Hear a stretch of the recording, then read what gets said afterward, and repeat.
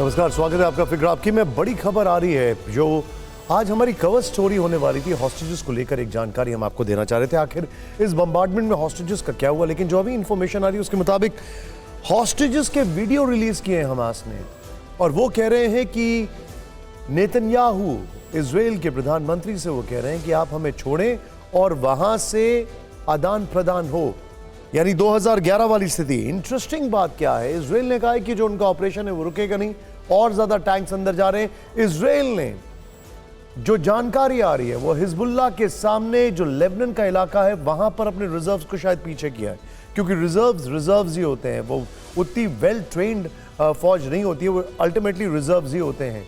एक और बड़ी खबर जो आ रही है वो ये है कि यूएन ने कह दिया है कि वहां पर भुखमरी के हालात हो गए हैं, ये बॉम्बिंग रोकना ही पड़ेगी, इवैक्यूएशन करना ही पड़ेगा हॉस्पिटल से। इन सब के बीच में पहली बड़ी खबर, इजराइल के मोसाव अलकोश शहर में अलर्ट जारी। हमास के रॉकेट हमले को लेकर अलर्ट जारी किया गया है। मोसाव अलकोश समेत आसपास के शहरों में गूंजे सायरन। Excuse me. हमास के बंधक वीडियो पर नेतन्याहू का जवाब, बंधकों की रिहाई के लिए इजराइल सब कुछ करेगा। नेतन्याहू ने कहा हमास का वीडियो साइकोलॉजिकल प्रोपेगेंडा है। नेतन्याहू ने कहा इजराइल के पूर्व खुफिया सैन्य अधिकारी का बयान, गाजा में आम आदमी आबादी नहीं 25 लाख आतंकी हैं। बहुत बड़ा स्टेटमेंट है, उन्हें चेतावनी देने का कोई मतलब नहीं है। इस सब के बीच में अमेरिका युद्ध का आदी है, ये चीनी रक्षा मंत्रालय के प्रवक्ता ने कहा है। अमेरिकी सैन्य मशीनें जहां जाती हैं वहां लोग पीड़ित हैं। अमेरिका ने दुनिया के 80 देशों में 800 सैन्य अड्डे बनाए, ये चाइना ने कहा है। सीरिया इराक में अमेरिकी बेस पर लगातार हमले, युद्ध के बाद से अब तक 23 बार सीरिया इराक में हमले हुए हैं। इराक में 14, सीरिया में 9 बार अमेरिकी बेसिस पर टारगेट किया गया है। पीएम मोदी 4 नवंबर से मध्य प्रदेश के प्रचार अभियान की शुरुआत करेंगे। पीएम मोदी 12 दिनों में मध्य प्रदेश में 16 से 18 जनसभाएं करेंगे। 2 और 4 नवंबर को छत्तीसगढ़ में पीएम मोदी की चुनावी रैली होगी। सातवीं बड़ी खबर, इंडिया अलायंस नाम पर चुनाव आयोग ने हाईकोर्ट में जवाब दाखिल किया है। कहा है आयोग राजनीतिक गठबंधनों को विनियमित नहीं कर सकता। इंडिया शब्द के इस्तेमाल के खिलाफ पीआईएल पर आयोग का जवाब। एक और बड़ी खबर, महाराष्ट्र में मराठा आरक्षण के समर्थन में माननीयों के इस्तीफे। नासिक से शिवसेना शिंदे गुट के सांसद हेमंत गोडसे का इस्तीफा। बीड के गेवरिया से बीजेपी विधायक लक्ष्मण पवार का इस्तीफा। और सीएम अशोक गहलोत के बेटे वैभव गहलोत से 7.5 घंटे ईडी ने पूछताछ की है। 16 नवंबर को ईडी ने फिर से पूछताछ के लिए बुलाया। वैभव गहलोत ने कहा मुझे जानबूझकर परेशान किया जा रहा है। बड़ी खबर जो इस वक्त हमारे पास आ रही है, ध्यान से देखिएगा। इजराइल के सैनिक गाजा में घुस चुके हैं, काफी अंदर तक जा चुके हैं, करीब 3-4 किलोमीटर। आमने सामने की जंग है। क्या गाजा में गोरिल्ला युद्ध शुरू हो चुका है? मनीष जो हमारे सहयोगी हैं उन्होंने ग्राउंड रिपोर्ट दी है, वो आपको जरूर देखनी चाहिए। दूसरी खबर, 10 मिनट में 28 रॉकेट अटैक हुए। ये उड़ती तबाही TV9 के कैमरे में कैद हुई है। कैमरामैन अमित हमारे जो वहां पर मौजूद हैं, उन्होंने एक एक फ्रेम कैप्चर किया, जरूर देखिएगा। भूमध्य सागर मेडिटेरेनियन सी में 11 देशों के 50 युद्धपोत तैनात हो चुके हैं, और USS बटान भी वहां पर अब मूव कर रहा है उस तरफ रेड सी से। क्या दूसरे विश्व युद्ध के बाद सबसे बड़ी तैनाती विनाश लाएगी? चौथी खबर, जॉर्डन ने पेट्रियट क्यों मांगा? तेहरान हमास को हथियार देगा। हिजबुल्लाह ईरान पर भड़का है। क्या संघर्ष पर अरब बढ़ गया है? और पांचवी खबर, हमास की सुरंगों के ऊपर इजराइल के हाइपर सेंसर्स मंडरा रहे हैं, बंकर में छिपे लड़ाकों पर तीसरी नजर हम आपको दिखाएंगे। इस बीच जानकारी यह है कि ईरान के जो डिफेंस चीफ है उन्होंने उन बंकर्स को लेकर कहा है कि उसमें मोटरसाइकिल निकल सकती है, आप क्या पकड़ेंगे उनको? 7 अक्टूबर को हुए नोवा म्यूजिक फेस्टिवल में हमले के नए वीडियो में क्या दिखा? यरूशलेम के बेथलोम शहर में गाजा की तरफ से कैसे गिरी मिसाइल? क्या हमास ने इजराइल का घातक मरकबा टैंक तबाह किया? इन सारी खबरों के लिए 2 मिनट में देखिए 24वें दिन की वॉर रिपोर्ट।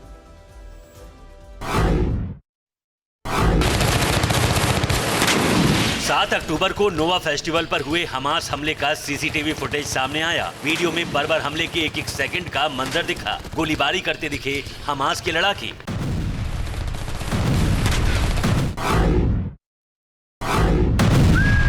वेस्ट बैंक के बेथलेहम शहर में हमास की मिसाइल गिरने का वीडियो। गाजा की तरफ से शहर में गिरी मिसाइल।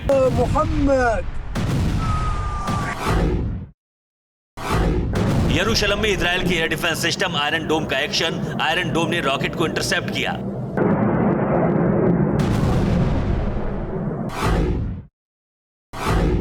लेबनान में इजरायली डिफेंस फोर्सेज ने हिजबुल्लाह के ठिकाने को आर्टिलरी फायरिंग में तबाह किया। आईडीएफ पोस्ट पर हिजबुल्लाह की तरफ से हुए हमले का जवाब दिया। हमास के अल-कस्साम ब्रिगेड ने इजरायल का घातक मरकावा टैंक तबाह किया। एल जैतून इलाके में अल यासीन 105 टैंक को टारगेट करने का दावा।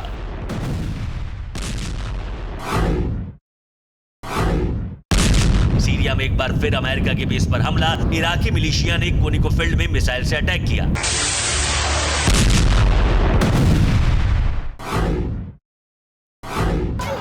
इजरायली एयरफोर्स ने एन जालूत और गाजा के इलाकों में आसमान से गिराए पर्चे लोगों को दक्षिणी गाजा जाने की चेतावनी दी।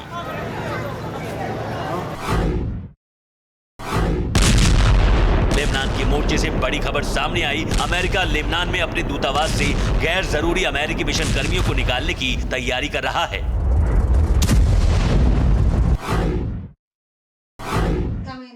हमास ने 3 महिला बंधकों का वीडियो जारी किया। बंधकों ने नेतन्याहू से सीज फायर की अपील की। कहा, हमें कल युद्ध विराम होने की उम्मीद थी। इजरायल के पीएम बेंजामिन नेतन्याहू ने यूनिट 33 द गाइडियंस का दौरा किया। नेशनल सिक्योरिटी मिनिस्टर भी दौरे पर साथ रहे। नेतन्याहू ने यूनिट के सैनिकों से मुलाकात कर उनका हौसला बढ़ाया। नेतन्याहू बहुत दबाव में, जाहिर तौर पर बहुत ज्यादा दबाव में, क्योंकि एक तरफ बंधकों की क्राइसिस है और दूसरी तरफ उन्हीं की, अगर कहा जाए उनके प्रेडेसेसर, उनका यह कहना है, पूर्व प्रधानमंत्री, उनका यह कहना है कि जिस तरीके से आगे बढ़ रहे हैं इसमें 5 साल भी लग सकता है। आज हम आपको गाजा पट्टी के कुछ ऐसे वीडियो दिखाएंगे जो अब तक आपने नहीं देखे होंगे। गाजा में हवाई हमलों की कई तस्वीरें सामने आ चुकी हैं। दुनिया ने इन हवाई हमलों से वहां भीषण तबाही देखी, लेकिन दावा है कि आपने अब तक गाजा में हमास लड़ाकों और इजरायल के ग्राउंड फोर्स के बीच आमने सामने की जंग नहीं देखी होगी। इजरायल के टैंक आज पहली बार अल मुगारका इलाके में घुसे और वहां अब आमने सामने की खतरनाक फायरिंग और गुरिल्ला युद्ध शुरू हो चुका है। इनका पैटर्न अगर आप ध्यान से देखें इस वीडियो को, सबसे पहले इन्होंने एरियल स्ट्राइक किए। एरियल स्ट्राइक के बाद इनके जो कैटरपिलर बुलडोजर हैं वो अंदर जा रहे हैं और उनको साथ साथ लेकर चल रहे हैं टैंक्स, और उसके पीछे लास्ट में जाती है इन्फेंट्री। ये वीडियो जरूर देखें आप।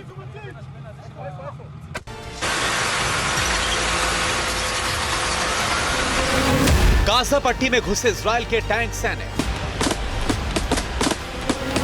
दूसरे चरण का हमला, गुरिल्ला युद्ध छिड़ा।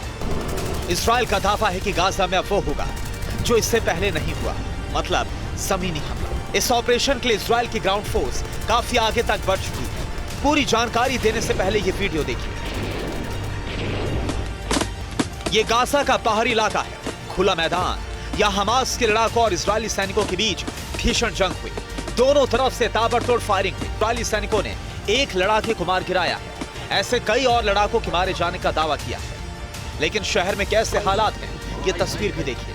इजरायल के टैंक और सैनिक आज ही दक्षिणी गाजा के अल मुगरका इलाके में घुस चुके हैं। ये वहीं का वीडियो है। सफेद रंग के इस कार का सामना अचानक से इजरायली टैंक से हुआ और जब तक कार सवार गाड़ी भगाता, टैंक का टारगेट आ चुका था।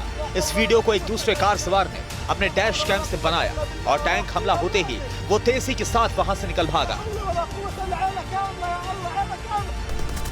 दक्षिणी गाजा के बाद अब आपको उत्तरी गाजा का हाल दिखाते हैं। इजरायल के टैंक और सैनिक काफी संख्या में नजर आ रहे हैं। वो बॉर्डर पार करके आगे बढ़ रहे हैं। उन्हें सुरक्षा देने के लिए ऊपर से हवाई हमला हो रहा है।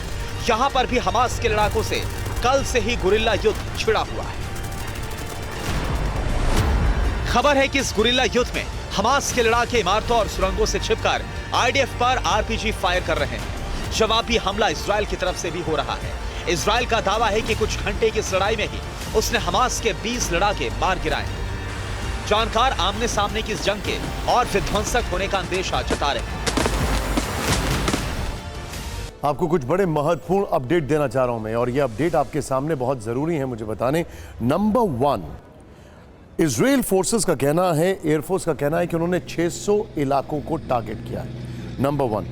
नंबर 2 जो फैक्टर है वो ये है कि नॉर्थ और साउथ गाजा को जोड़ने वाली जो सड़क है उसको पूरी तरीके से ब्लॉक कर दिया गया है।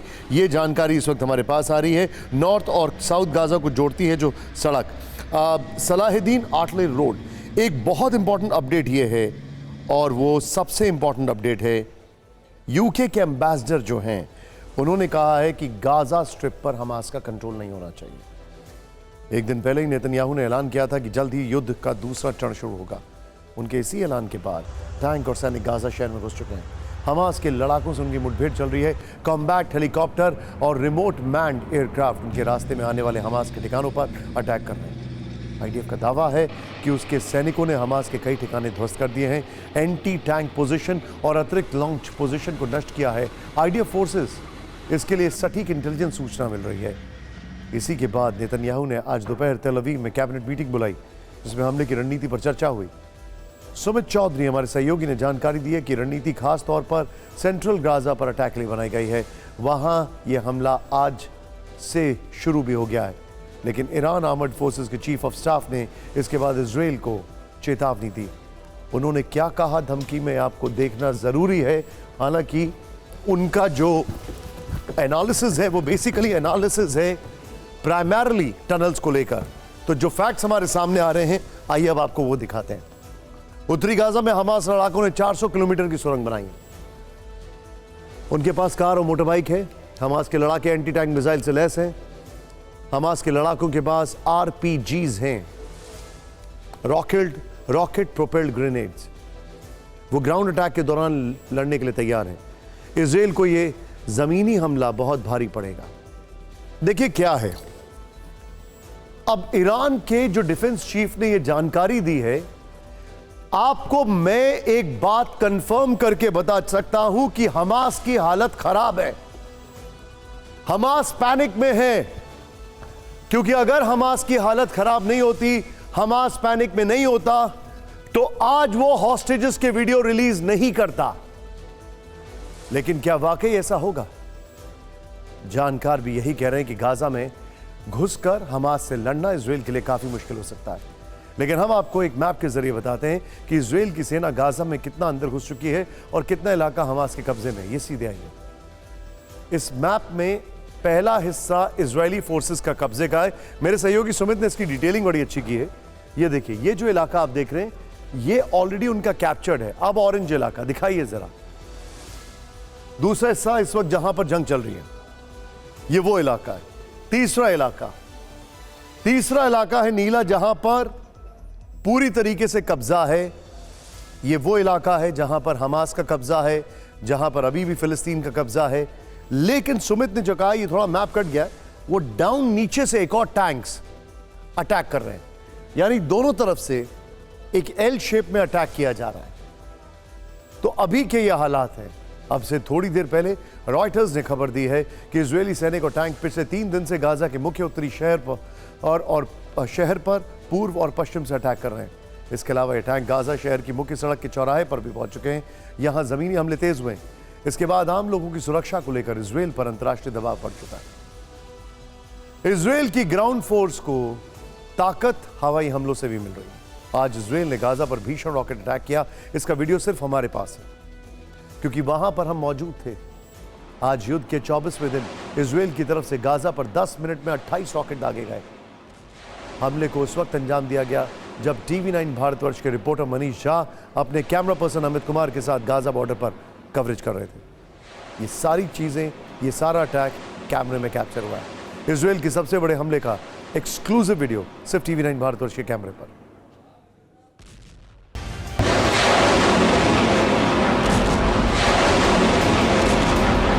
गाजा पट्टी में लगातार इस वक्त 1 दर्जन से अधिक आग के बड़े बड़े गोले आकर गिरे हैं। TV9 भारतवर्ष यूं ही वॉर कवरेज में नंबर 1 नहीं बन जाता है। सिर्फ TV9 भारतवर्ष ही युद्ध के मैदान में साहसिक रिपोर्टिंग करते हुए विध्वंस का एक एक वीडियो, एक एक तस्वीर आपके लिए लेकर आता है। इसका सबूत आपके टीवी स्क्रीन पर है। तीसरा विश्व युद्ध होकर रहेगा, क्योंकि आपने कभी नहीं देखा होगा इन तस्वीरों को जो लगातार हमारे कैमरा सहयोगी अमित आपको दिख रहे हैं। सोमवार को इजराइल ने गाजा पट्टी की तरफ भीषण रॉकेट अटैक किया। तेल अवीव की तरफ से गाजा को टारगेट करते हुए 10 मिनट में 28 से ज्यादा रॉकेट दागे गए। ये रॉकेट 500 मीटर की रेंज में गाजा के अलग अलग इलाकों में गिरे और जमकर तबाही मचाई।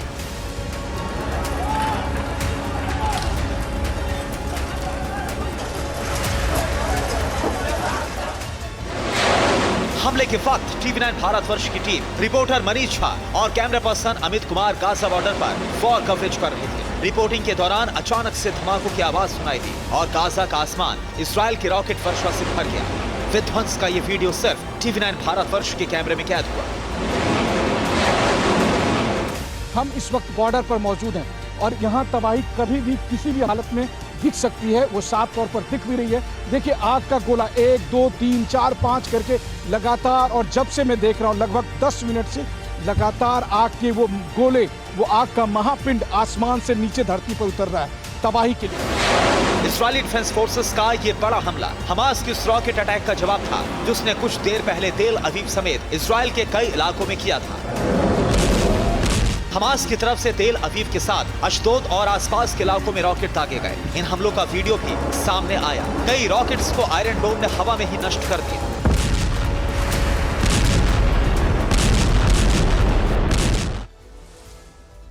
फिलिस्तीनी सरकारी मीडिया की तरफ से जारी बयान के मुताबिक गाजा पट्टी के हर 1 किलोमीटर के हिस्से में युद्ध की शुरुआत से अब तक करीब 50 टन विस्फोटक गिरा है। इसकी गवाही गाजा की एक खंडर हुई इमारतें दे रही हैं जो पिछले 24 घंटों में गाजा के 600 ठिकानों पर हुए इजरायली डिफेंस फोर्सेस की एयर स्ट्राइक की चपेट में आई हैं।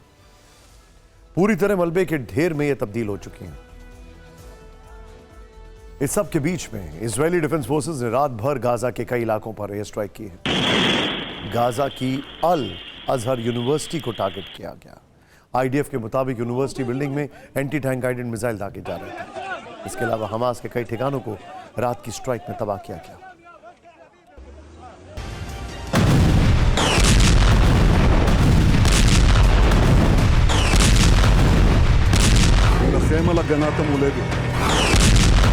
नेतन्याहू ने युद्ध के दूसरे चरण का ऐलान किया। अगले ही दिन गाजा पर जमीन और आसमान दोनों से ताबड़तोड़ हमले शुरू हो गए। इजरायली एयरफोर्स ने गाजा में हमास के ठिकानों पर एयर स्ट्राइक में भीषण इजाफा कर दिया। 24 घंटों में इजरायली विमानों ने हमास के 600 ठिकानों को टारगेट किया। इनमें हमास के कई लड़ाकों के मारे जाने का दावा है। कई एम्यूनिशन डिपो को तबाह किया गया है। इसके साथ ही रात की एयर स्ट्राइक में हमास की बिल्डिंग को उड़ाया गया है। हमास के कंट्रोल सेंटर पर रात में दागे गए रॉकेट अटैक में इजरायली आर्मी की तरफ से हमास के नेता के मारे जाने का दावा किया गया है। इसके अलावा इजरायली डिफेंस फोर्सेस ने गाजा की अल अजहर यूनिवर्सिटी पर भी हवाई हमला किया। आईडीएफ के मुताबिक यूनिवर्सिटी बिल्डिंग से एंटी टैंक गाइडेड मिसाइल दागी जा रही थी। पहले ग्राउंड पर मौजूद इजरायली सैनिकों ने वहां की जानकारी जुटाई। इसके बाद एयर स्ट्राइक के लिए यूनिवर्सिटी की लोकेशन शेयर की। यूनिवर्सिटी पर हुई एयर स्ट्राइक में हमास के मिलिट्री बेस बर्बाद होने के साथ कई लड़ाकों के मारे जाने का दावा है।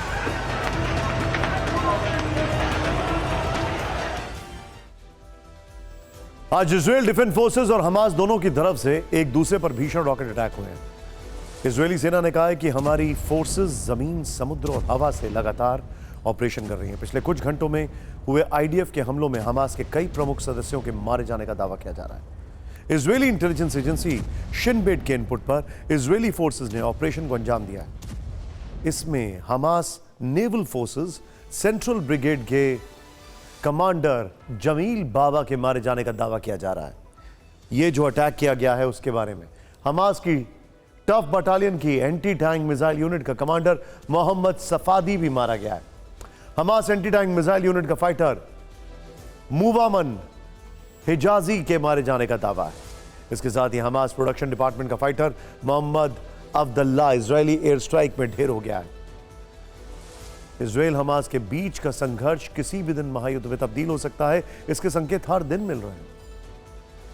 11 देश, 50 युद्ध पोत, वर्ल्ड वॉर 3 के आहट, खासकर मेडिटेरेनियन और रेड सी में यानी भूमध्य सागर और लाल सागर में, जहां अमेरिका का एक और विध्वंसक मूवमेंट देखने को मिला है।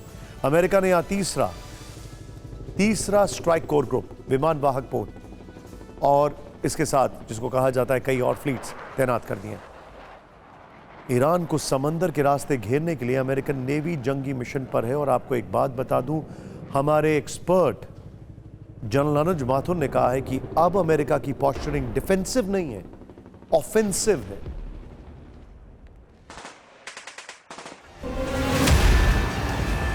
यह अमेरिका का सबसे घातक, सबसे विध्वंसक विमान वाहक पोत यूएसएस बटान है। इसे किलर एयरक्राफ्ट कैरियर कहा जाता है और दुश्मन इसके नाम से कांपते हैं। अमेरिका ने इसे ईरान के करीब लाल सागर में तैनात किया है। इस एयरक्राफ्ट कैरियर के साथ dock landing ship USS Carter भी है। यूएसएस बटान अमेरिका का तीसरा एयरक्राफ्ट कैरियर होगा जिसकी तैनाती इस क्षेत्र में हुई है। इससे पहले यूएसएस जेराल्ड आर फोर्ड और यूएसएस आइजनहावर को भूमध्य सागर में तैनात किया जा चुका है। ऐसा दावा है कि यूएसएस बटान इन दोनों स्ट्राइक ग्रुप को ज्वाइन करेगा। यूएसएस बटान का नाम बटान की जंग पर पड़ा। यह लड़ाई दूसरे विश्व युद्ध के दौरान फिलीपींस में लड़ी गई थी।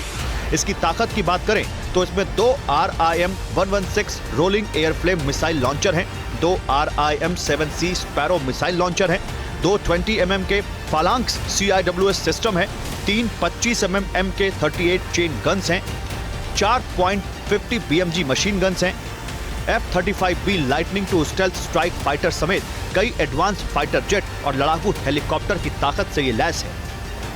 यूएसएस बटान अमेरिकन नेवी की असॉल्ट शिप है। इराक युद्ध के समय भी इसकी तैनाती मार्च 2003 में मिडिल ईस्ट में की गई थी।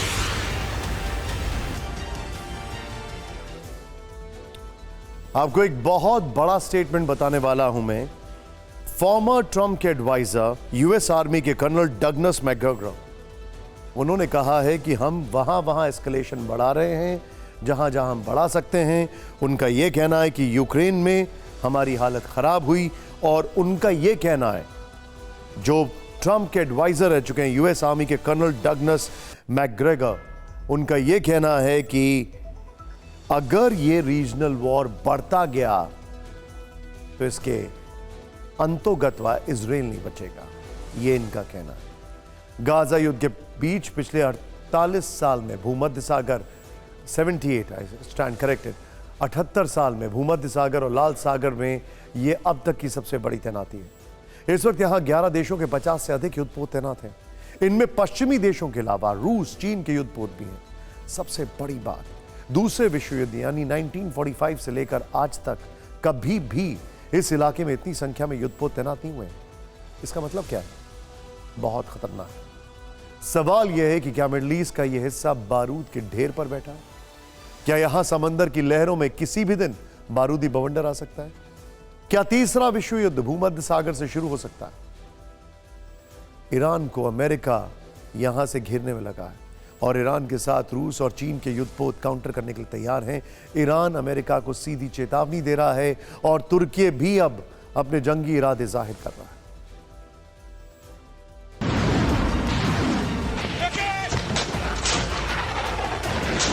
गाजा युद्ध के बीच ईरान ने 2 दिन पहले वॉर एक्सरसाइज की, पश्चिमी देशों को अपनी सैन्य ताकत दिखाई। अब ईरान ने हैदर मिसाइल का परीक्षण भी किया है। यह टेस्ट सैन्य अभ्यास के दौरान किया गया। हैदर हवा से जमीन पर मार करने वाली मिसाइल है। 20 किलो तक वॉरहेड ले जा सकती है। 30 किलोमीटर की दूरी से टारगेट नष्ट करने में सक्षम है। सैन्य ताकत की यह नुमाइश असल में अमेरिका को चैलेंज है। ईरान मानता है कि अमेरिका इजरायल को गाजा में नरसंहार के लिए बढ़ावा दे रहा है, इसीलिए ईरान की ओर से लगातार अमेरिका को चेताया जा रहा है। ईरान के विदेश मंत्री ने आज फिर से नया फ्रंट खुलने की धमकी दी। ये अब विस्फोटक स्तर पर पहुंच गया है। कुछ भी संभव है। अमेरिका को अपना मन बताना होगा।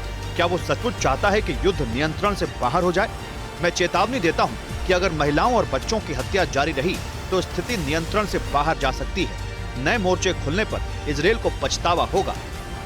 ईरान तो ईरान, अब तुर्की भी इजरायल को कड़े संदेश दे रहा है। तुर्की समंदर में सबसे बड़ा शक्ति प्रदर्शन कर रहा है। बोस्फोरस स्ट्रेट में 100 युद्धपोत जुटेंगे। तुर्की रिपब्लिक के 100 साल पूरा होने पर नेवी परेड होगी। इसमें 14 एयरक्राफ्ट शामिल होंगे। शक्ति प्रदर्शन में राष्ट्रपति एर्दोआन भी मौजूद रहेंगे। 2 दिन पहले ही तुर्की में फिलिस्तीन के समर्थन में विशाल रैली की गई थी। इसमें एर्दोआन भी शामिल हुए थे और कहा था कि हम भी तैयारी कर रहे हैं। जॉर्डन को पेट्रियट मिसाइल्स चाहिए, जॉर्डन को, उसको ड्रोन्स भी चाहिए। एर्दोगान वॉर क्राइम की बात कर चुके हैं। ईरान लगातार धमकी दे रहा है और ईरान के समर्थित गुट ऐसे आरोप हैं कि वो अमेरिकन बेसिस पर अटैक कर रहे हैं। रूस क्या कर रहा है? बैठ के तमाशा तो बिल्कुल नहीं देख रहा है। चीन क्या कर रहा है? वो इस आग में हाथ सेक रहा है और वो तैयारी कर रहा है इन सारी चीजों को देखकर कि ताइवान पर उसका अगला मूव क्या होगा। क्या 2024 के अमेरिका के चुनाव से पहले चीन ताइवान के ऊपर अटैक करेगा? क्या कमजोर अमेरिका, एकदम कमजोर अमेरिका, दुनिया में बढ़ चुका अमेरिका, क्या चीन के लिए एक बहुत बड़ा इंस्पिरेशन होगा 2024 में ताइवान पर अटैक करने के लिए? अमेरिका की बात करें तो वो इस इलाके में इतने बड़े पैमाने पर तैनाती एक और वजह से कर रहा है। गाजा युद्ध जब से शुरू हुआ है तब से लगातार उसके बेस ईरान समर्थित गुटों के टारगेट पर आ रहे हैं, यह आरोप लग रहा है। अमेरिका उन्हें जवाब भी दे रहा है। इराक में आज एयर स्ट्राइक की अल बुकामल इलाके में बम बरसाए गए। ईरान समर्थित मिलिशिया पर हमले करके कई ठिकानों को तबाह कर दिया गया, लेकिन इराकी मिलिशिया ने आज फिर दावा किया है कि उसे कॉन्को फील्ड पर रॉकेट अटैक किया है। कुल हमलों की बात करें तो सीरिया में, इराक में अब तक 23 बार अमेरिका बेस पर हमले हुए, 14 इराक और 9 सीरिया में हो चुके हैं। उधर हमास से जारी भीषण युद्ध के बीच इजराइल का पड़ोसी जॉर्डन टेंशन में। पेट्रियट मिसाइल की मैंने आपसे जिक्र किया, अब उसे अपनी सुरक्षा की चिंता सताने लगी है। ऐसा क्यों? 7 अक्टूबर के हमले के बाद से अरब वर्ल्ड में उथल पुथल है। लेबनान बॉर्डर पर आईडीएफ हिजबुल्लाह के ठिकानों पर कहर बनकर टूट पड़ी है, तो दूसरी तरफ गाजा में बेशुमार बमबारी चल रही है। मिडल ईस्ट में तनाव है। जॉर्डन को डर है कि किसी भी दिन इस तनाव का शिकार उसकी धरती हो सकती है, इसीलिए उसने अमेरिका से पेट्रियट डिफेंस सिस्टम मांगे। जॉर्डन को डर क्यों है? क्यों उसने बाइडेन से हथियार मांगे? क्यों जॉर्डन के बॉर्डर पर कई लोग फिलिस्तीन के समर्थन के लिए इकट्ठा हो गए? बंदूकों के साथ प्रदर्शन हुए। ये रिपोर्ट देखिए।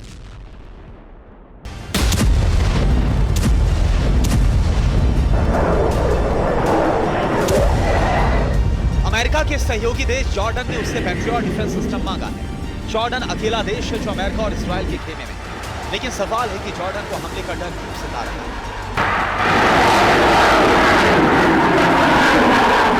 इसके लिए आपको जॉर्डन की ज्योग्राफी समझनी होगी। जॉर्डन के उत्तर में लेबनान, सीरिया और इराक है, तो पूर्व में सऊदी अरब, जॉर्डन के पश्चिम में वेस्ट बैंक है जहां युद्ध चल रहा है। जॉर्डन के दक्षिण में मिस्र, लेबनान, सीरिया और इराक खुलकर हमास के साथ खड़े हैं। ये तीनों देश इजराइल के दुश्मन हैं। वो अमेरिकी ठिकानों को भी टारगेट कर रहे हैं। वेस्ट बैंक में युद्ध चल रहा है तो मिस्र भी इजराइल के विरोध में, यानी जॉर्डन हर तरफ दुश्मनों से घिरा है। इस युद्ध में अमेरिका खुलकर इजराइल के साथ है और जॉर्डन उसका सहयोग, इसलिए वो अपनी सीमाओं की रक्षा के लिए पेट्रियट डिफेंस सिस्टम की मांग कर रहा है। अमेरिका का पेट्रियट दुनिया के बेहतरीन एयर डिफेंस सिस्टम में से एक है। ये दुश्मन की बैलिस्टिक मिसाइल, क्रूज मिसाइल और लड़ाकू विमानों को पल भर में मार गिराने में सक्षम है। इसका रडार 110 से 130 किलोमीटर रेंज में लड़ाकू विमान का पता लगा लेता है और 85 से 100 किलोमीटर की रेंज में मिसाइल को ट्रैक करके उसे नाकाम कर देता है। ईरान के रुख से अमेरिका को भी लग रहा है कि यह युद्ध अब और खतरनाक होने वाला है। शायद इसीलिए बीते हफ्ते अमेरिकी रक्षा मंत्री लॉयड ऑस्टिन ने पूरे इलाके में अपने एयर डिफेंस सिस्टम एक्टिव करने का आदेश दे दिया। इसी के साथ अतिरिक्त अमेरिकी फोर्सेस को अलर्ट मोड पर रखा गया है। अमेरिका ने थार्ड और पेट्रियट डिफेंस सिस्टम की तैनाती बढ़ाने का फैसला किया है। यह एयर डिफेंस सिस्टम पश्चिमी एशिया में तैनात होगा। सवाल है कि अमेरिका को ऐसा क्यों करना पड़ा? इजराइल के लिए ईरान लगातार मुश्किलें खड़ी कर रहा है। ईरान अब हमास को वो हथियार देने वाला है जिससे इजराइल के सामने नई मुसीबत खड़ी हो सकती है। सूत्रों के मुताबिक खबर आ रही है कि ईरान हमास को माजिद एयर डिफेंस सिस्टम दे सकता है। इस मदद के पीछे ईरान का अपना मतलब है। ईरान अपने दुश्मन इजराइल को सबक सिखाना चाहता है। वो लगातार अमेरिका को आंख भी दिखा रहा है। उसकी ख्वाहिश है इस युद्ध के बहाने अरब देशों को अगवा बनने की। अब आपको ईरान के इस एयर डिफेंस सिस्टम माजिद की ताकत के बारे में बताते हैं। इसकी रेंज करीब 18 किलोमीटर है, जबकि रिस्पांस टाइम 3 सेकंड है। माजिद की स्पीड 2469 किलोमीटर प्रति घंटा है और इसकी क्षमता 4 टारगेट्स को तबाह करने की है। इसकी खासियत मिसाइल और फाइटर जेट को मार गिराने की भी है। एक तरफ ईरान हमास के पीछे खड़ा है तो वहीं हिजबुल्लाह के साथ उसके रिश्तों में खटास आती दिख रही है। हिजबुल्लाह के पहले सेक्रेटरी रहे सुबी अल-तुफैल ने ईरान के सुप्रीम लीडर खमेनेई को शैतान और मुसलमानों का हत्यारा करार दिया। इस बीच हिजबुल्लाह का एक नया वीडियो सामने आया है। इस वक्त स्क्रीन पर आप वही वीडियो देख रहे हैं। 10 सेकंड के इस वीडियो में दुनिया भर में खूब चर्चा हो रही है। सवाल पूछे जा रहे हैं हिजबुल्लाह क्या करने वाला है आखिर जंग के बीच, ये वीडियो क्यों जारी किया और इसका मकसद क्या है।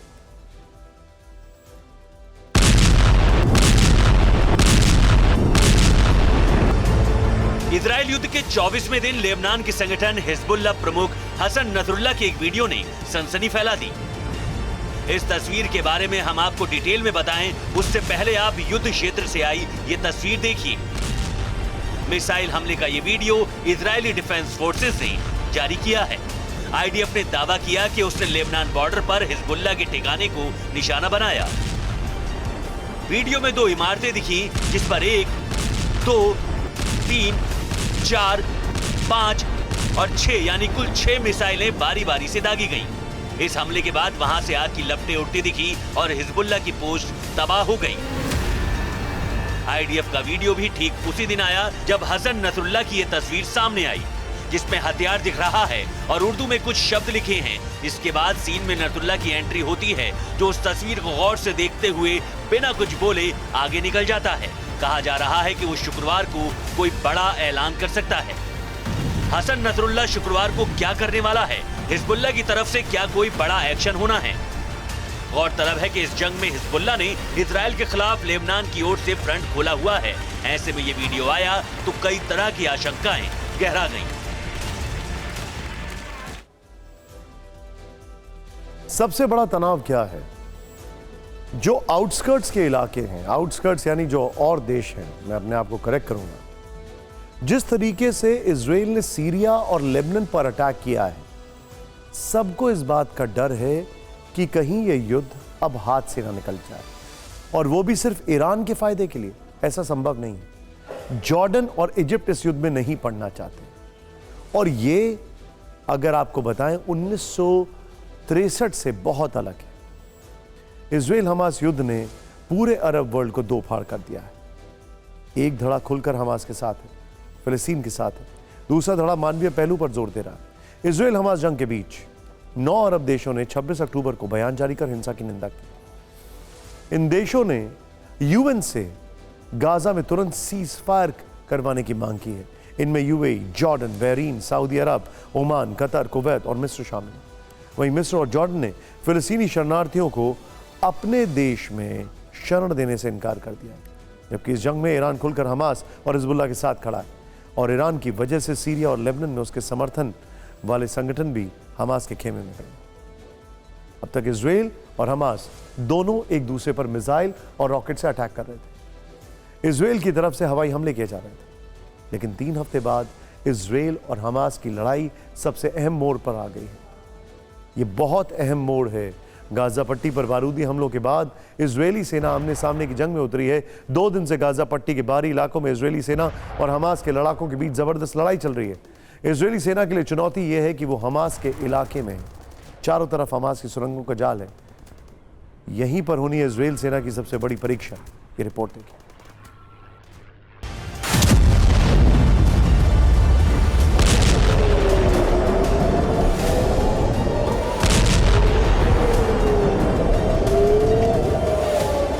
जैसे जैसे इजरायली सेना गाजा पट्टी के रिहायशी इलाकों की तरफ बढ़ रही है, वैसे वैसे जंग और खतरनाक होती जा रही है। 24वें दिन इजरायली सेना और हमास के लड़ाकों के बीच आमने सामने की खतरनाक लड़ाई शुरू हो गई। इजरायली सेना के उत्तरी गाजा पट्टी के पास पहुंचते ही दोनों तरफ से गुरिल्ला वॉर शुरू हो गया है। सुरंगों के अंदर छिपे हमास के लड़ाकों को पलटवार का मौका मिल गया है।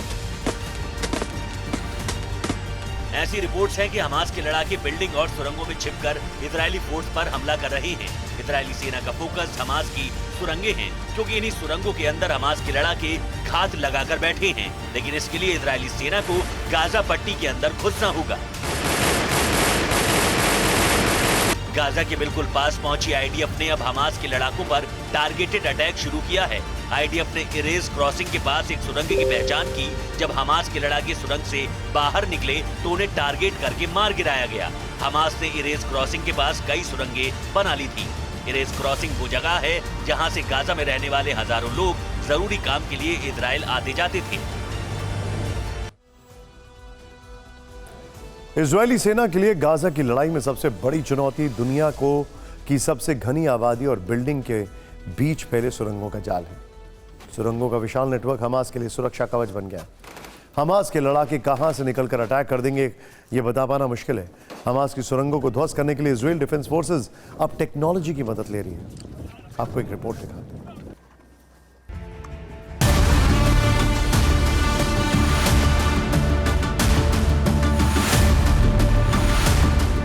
हमास ने गाजा में इस तरह की 1300 से ज्यादा सुरंगें बना रखी हैं।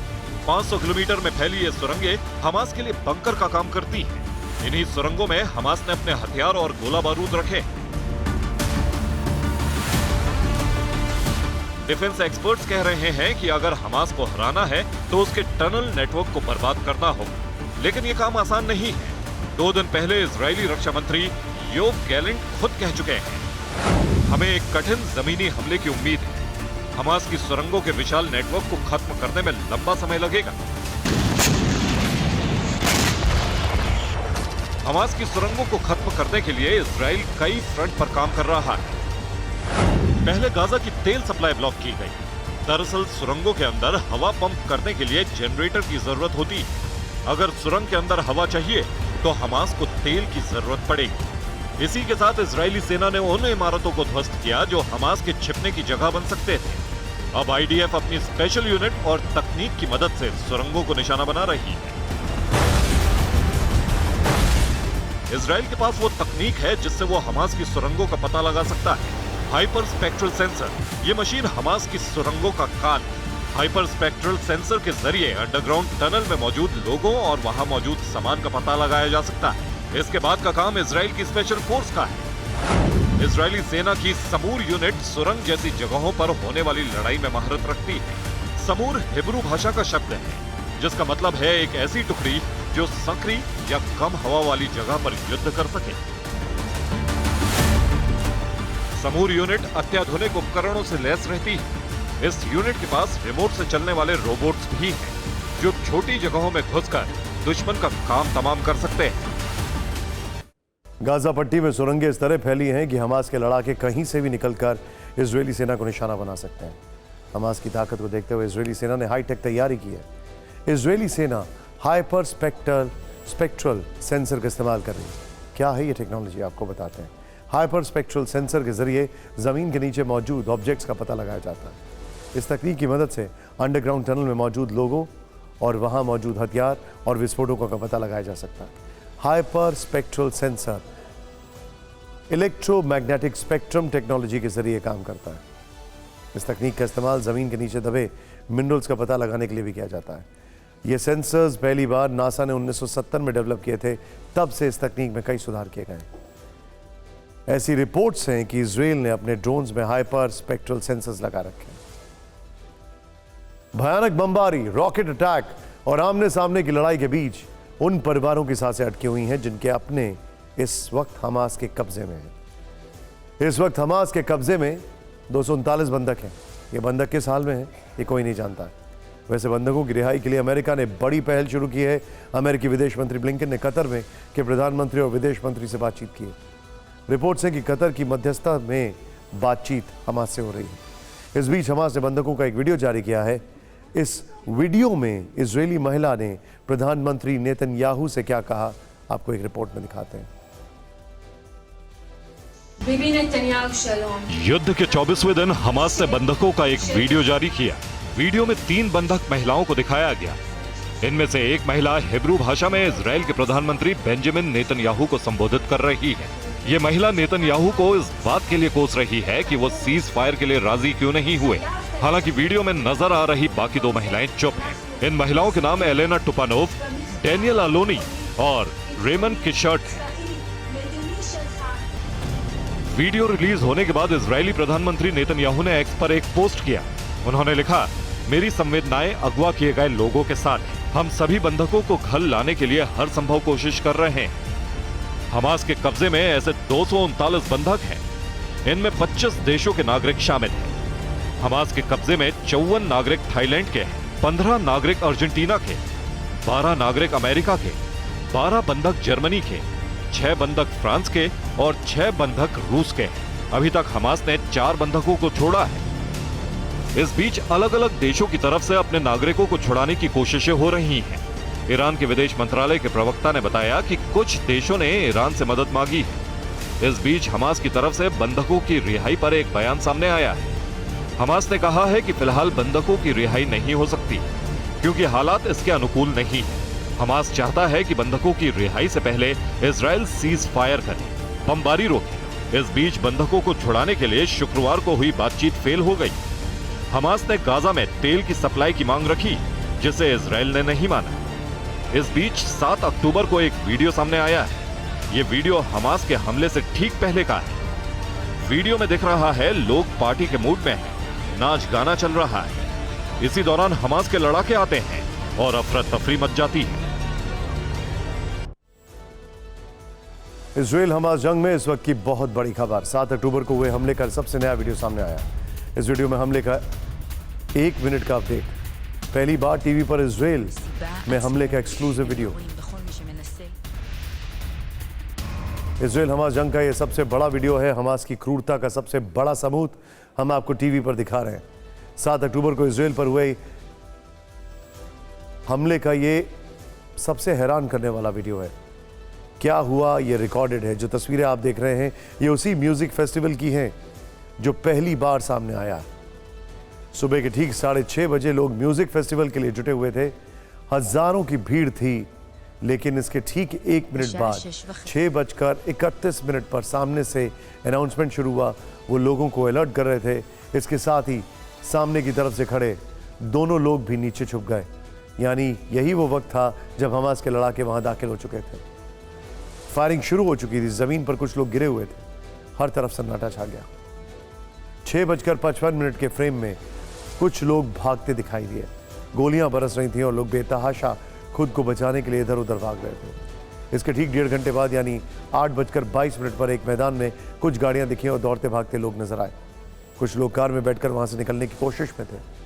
इसके 1 घंटे बाद यानी करीब 9:30 बजे का भी फ्रेम सामने आया, जिसमें 2 बंदूकधारी दिखे। वो निशाना लगाकर गोलियां चला रहे थे गाड़ियों के ऊपर। अगला वीडियो 10:49 का है। इसमें भी हमलावर बंदूकधारी पार्किंग के आसपास घूमते दिखे। इस फ्रेम से समझ आ रहा है जैसे वो इजरायली की तलाश में हो और कब वो सामने और उनको मौत के घाट उतार दें। वहीं 11:50 का फ्रेम भी देखे, जिसमें वहां खड़ी गाड़ियों के पास लड़ाके दिख रहे हैं। अब तक यहां हर तरफ सन्नाटा, सब कुछ खाली खाली दिखाई दे रहा है। 12:20 वहां से काला धुआं उठता दिखाई देता है। गाड़ियों को फूंका जा चुका है। और आइए अब देखते हैं टॉप 9।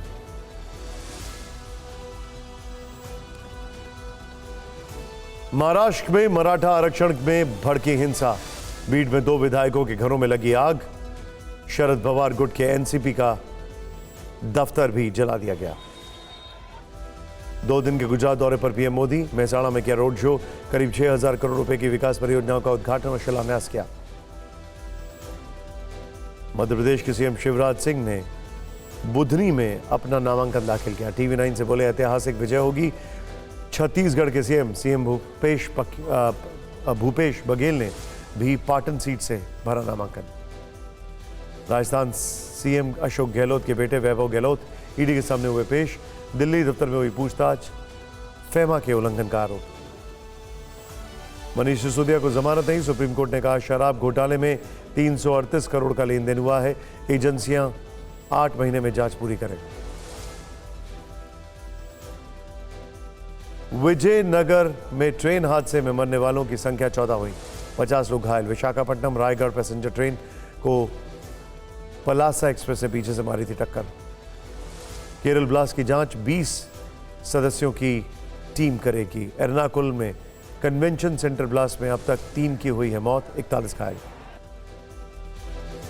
जम्मू कश्मीर के पुलवामा में टारगेटेड किलिंग, यूपी के मजदूर की हत्या की गई, आतंकियों ने मुकेश नाम के शख्स को मारी गोली। गोल्डन टेम्पल में हुई अद्भुत आतिशबाजी, गुरु रामदास जी के प्रकाश पर्व पर 2 लाख श्रद्धालुओं ने टेका माथा।